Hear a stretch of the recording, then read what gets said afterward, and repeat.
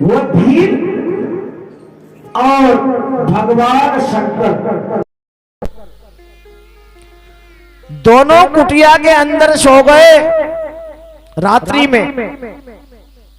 आऊ का उसकी पत्नी ने, भिल्लनी ने कहा कि स्वामी आप महाराज जी के पास में सो जाए और मैं बाहर खड़ी रहूंगी, कोई सिंह बाघ आएगा तो मैं रक्षा करूंगी।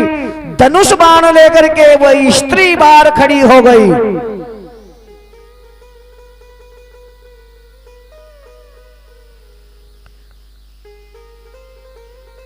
11-12 बज गई। भील के मन में दया आई और भील सोचने लगा, देखो स्त्री जाती है और बाहर खड़ी है,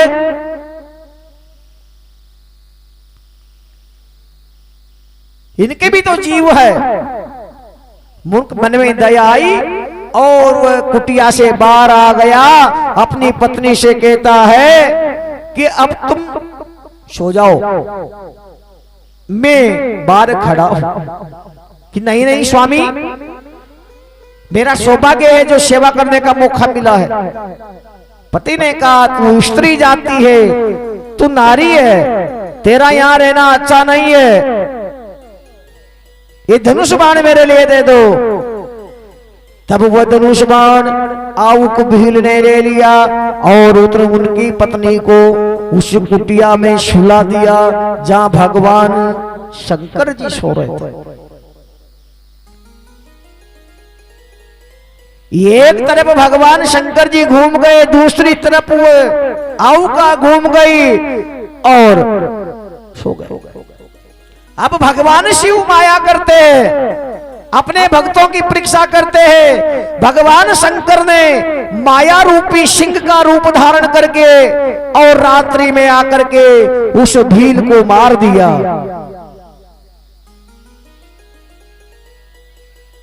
सुबह उठते ही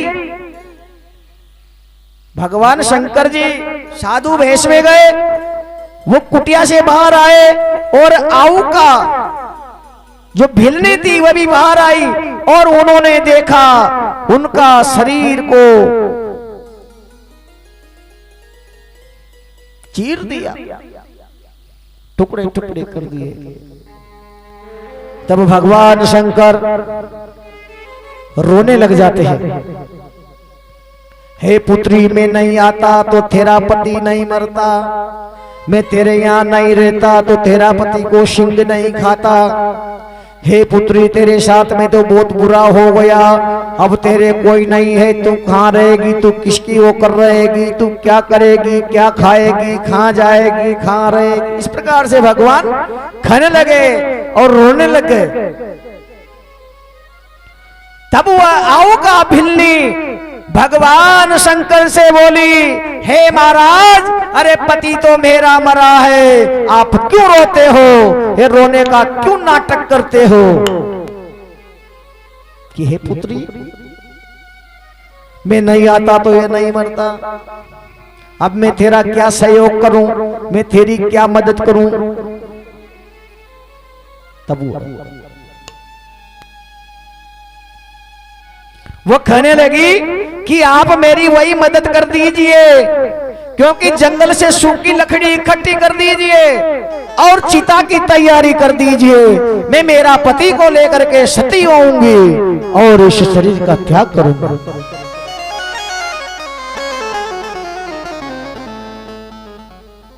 ठीक है। भगवान शंकर ने लकड़ियां इकट्ठी की और चीता बनाई। जंगल में और भी ग्वाल थे, उनसे लकड़ी इकट्ठी करके चीता बनवाई और वह अपना पति का जो मृतक शरीर था उनको लेकर के उस चिता पर बैठ गई और कहने लग गई, हे अग्निदेव, यदि मैंने पतिव्रता धर्म का पालन किया है, मैंने किसी पराये पुरुष को गलत दृष्टि से नहीं देखा है, पति की सेवा की है, तो अग्निदेव प्रकट हो जाइए, आप प्रकट हो जाइए।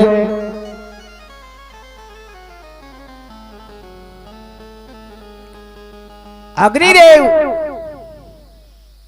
प्रकट हो गए। भगवान शंकर ने अग्निदेव को शीतल कर दिया और भोलेनाथ ने आहुका के लिए अपने स्वरूप का दर्शन करा दिया और देवादिदेव महादेव ने अपने भक्तों को दर्शन दे दिया। शीश पे चंद्रमा, बड़ी बड़ी जटाएं, गंगा बह रही है, डमरू बजाते हुए प्रकट हुए और उनके चिता के सामने भगवान शंकर को देख करके आहुका उनके चरणों में गिर गई। हे भोलेनाथ, आपने बड़ी दया की।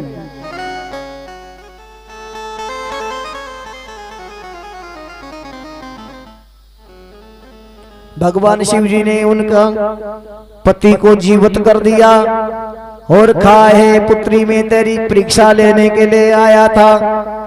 तेरी भक्ति अटल है, तेरी भक्ति दृढ़ है, तुम्हारी भक्ति से मैं प्रसन्न हूं। तुम भक्ति में पास हो गए हो, तुम्हारी भक्ति में कोई कमी नहीं है। जो भी वरदान मांगना है वो मांग लो, सब मिलेगा।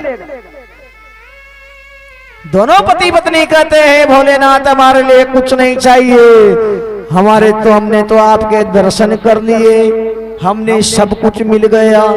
जीवन में एक बार भगवान का दर्शन मिल जाए तो वो जीवन धन्य हो जाता है।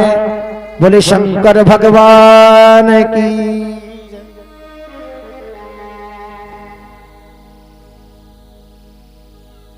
और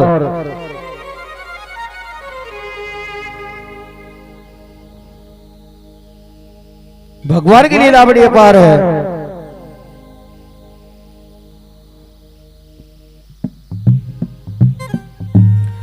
और वह भील भगवान शंकर जी की भक्ति करने से वो निषाद देश का राजा बन गया। भक्ति में कितनी शक्ति है। निषाद देश का राजा बन गया।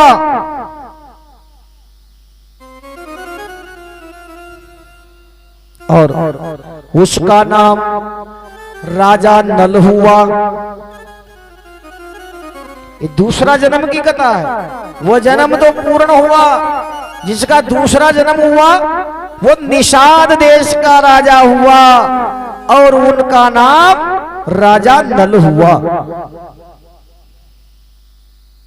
उनकी पत्नी का नाम विद्रव राजा की पुत्री, उनका नाम दमयंती हुआ।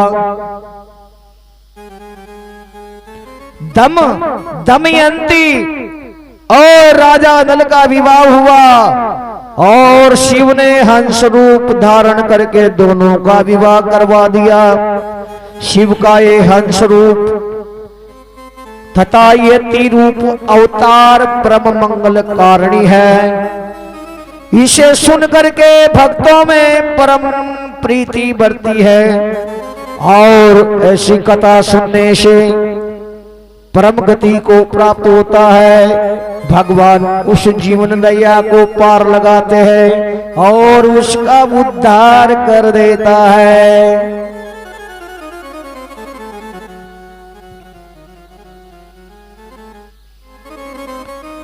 धन्य है प्रभु। हे महादेव,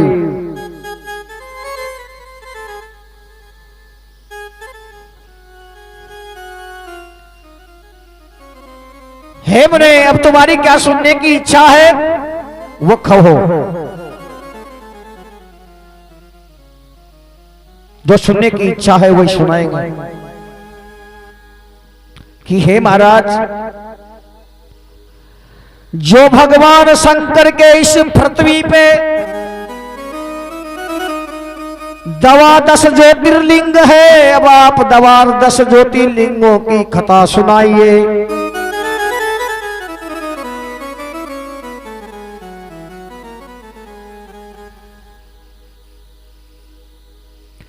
द्वादश ज्योतिर्लिंगों की कथा सुनाइए। तब भगवान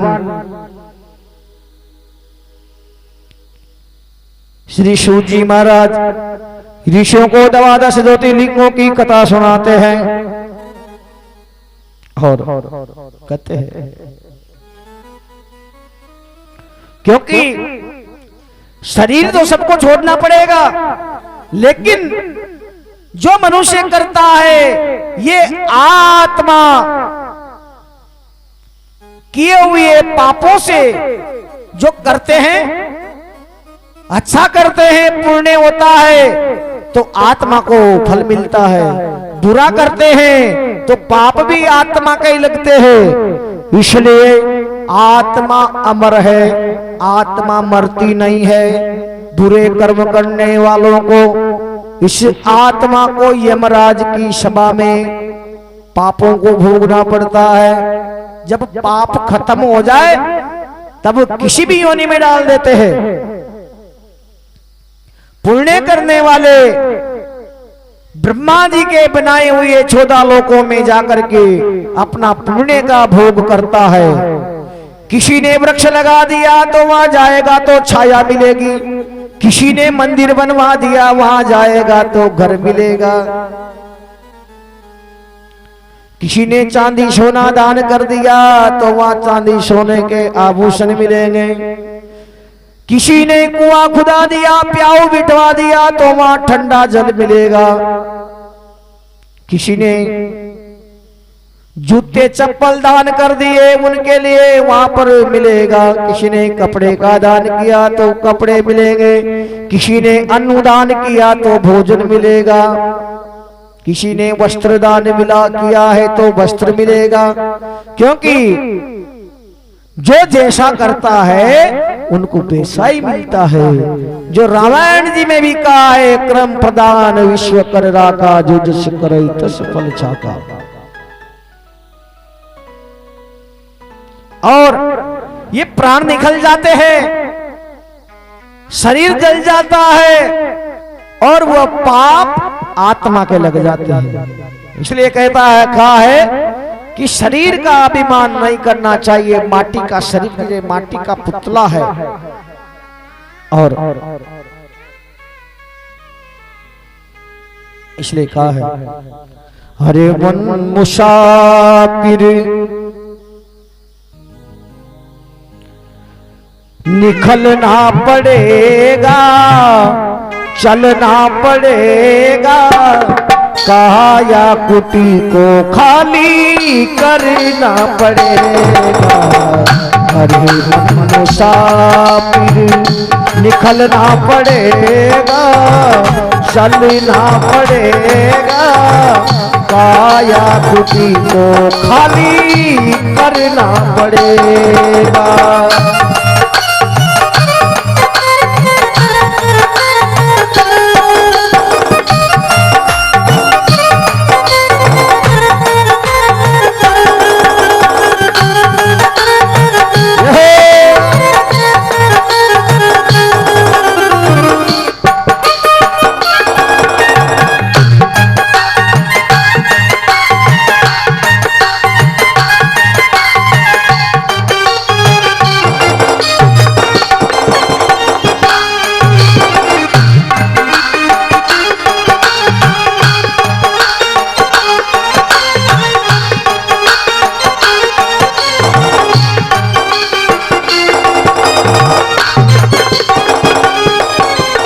और कहा है भाड़े की क्वार्टर को तू क्या संभाले,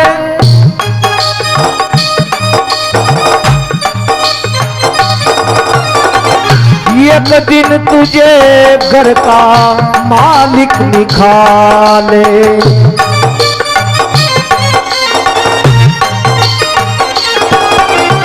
और देखिए हाँ है ये जो शरीर है एक किराया का मकान के समान है। तब एक दिन ये किराया का मकान छोड़कर जाना पड़ेगा और वो मालिक, इस घर का मालिक, इस घर को बनाने वाला बाहर निकाल देगा। इसलिए कहा है भाड़े की क्वार्टर को तू क्या संभाले, एक दिन तुझे घर का मालिक निकाले। उसी का किराया भी, उसी का किराया भी देना पड़ेगा, भरना पड़ेगा, कहा या कुटी को खाली करना पड़ेगा। ओ मन मुसाफिर, हर हर महादेव।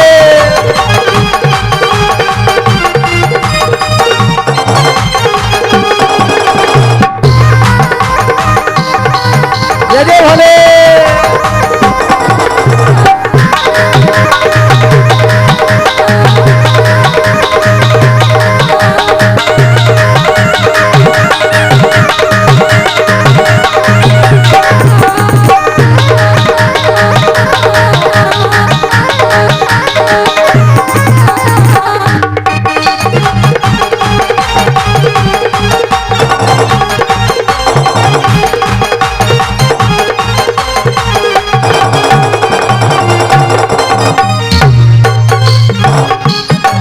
और कहा है आएगा नोटिस जमानत न होगी, जमानत न होगी, कुछ अमानत न होगी।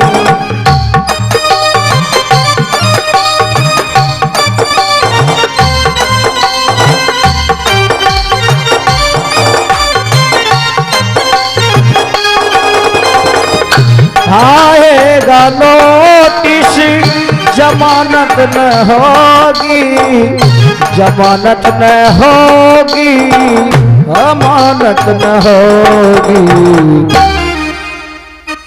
काहे हो करके कैद तुझे, हो करके कैद तुझे चलना पड़ेगा, चलना पड़ेगा, कहा या कुटी को खाली करना पड़ेगा। ओ मन मुसाफिर,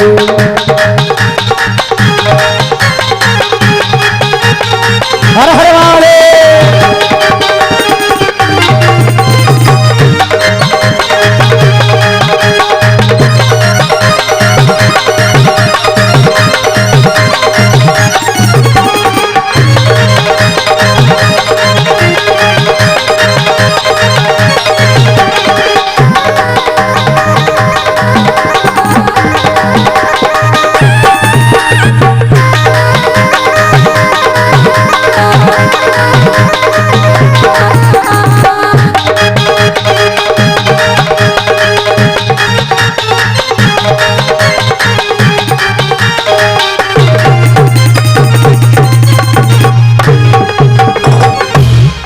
यमराज की अदालत छड़ोगे, पूछेगा हाकिम तो तू क्या कहोगे।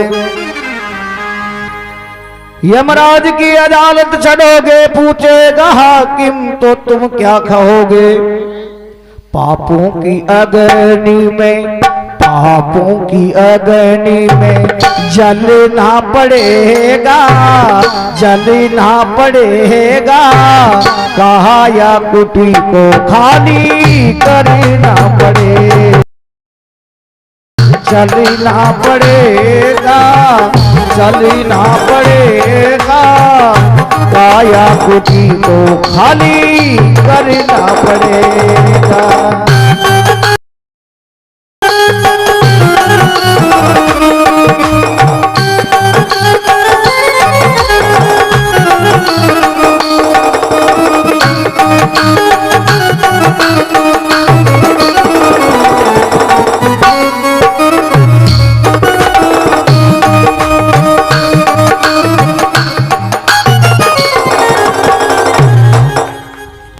बोले शंकर भगवान की। धन्य है भोलेनाथ, आपकी लीला बड़ी अपार है।